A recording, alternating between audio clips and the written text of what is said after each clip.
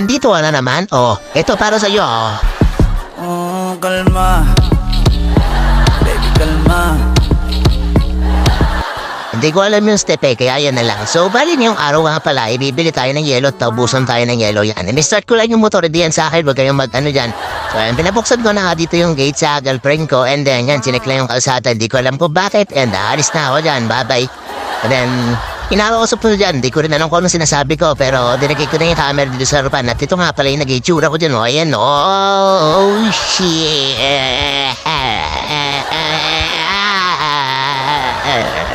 So, sobrang init ngayon na nagigitsura ko dyan, oh.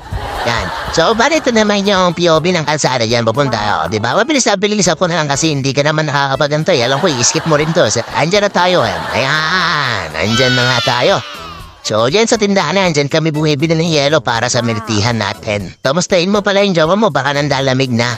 So, ayan, ano na ako dito, nagabot na ako ng bayad. Parang ayaw patanggapin ni ate, pero kinuha naman niya. Kala ko makakalibre tayo. And then dito si kuya kakagising, ang sorry po.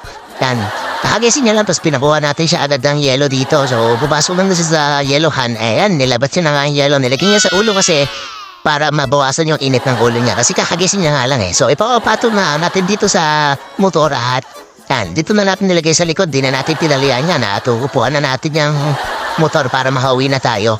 Yan, so, bali ito ulit yung POV. Binilisan ko na walang ulit yan dyan para makarating tayo ng mabilis at ligtas. Basta yun, makarating tayo sa bahay at magamit na natin itong yelo. Okay, and then, pagdating nga dito, diliko lang ako dyan, banda dyan. Di ko alam kung ba't ko binigalan dyan, basta bibilisan ko na lang ulit. Ito, nandito, dire-diretso lang, at ito na nga yung mukha ko. Ito, oh my God! Ito na naman tayo. Tignan mo naman sa sobrang init ng araw, tutok na sa ulo ko pa. Grabe naman nga yung araw na yan. So, yan yung nagiging basta nangyayari sa akin ito, yung bibili nga ako ng yelo at ubusan tayo ng yelo dito sa militihan, no? And yeah, dito naman medyo pogi na tayo dyan. Ayan. Kalma. Oh. Baby, kalma. Huwag mo naman akong bigyan ng dahilan para tabihan ka.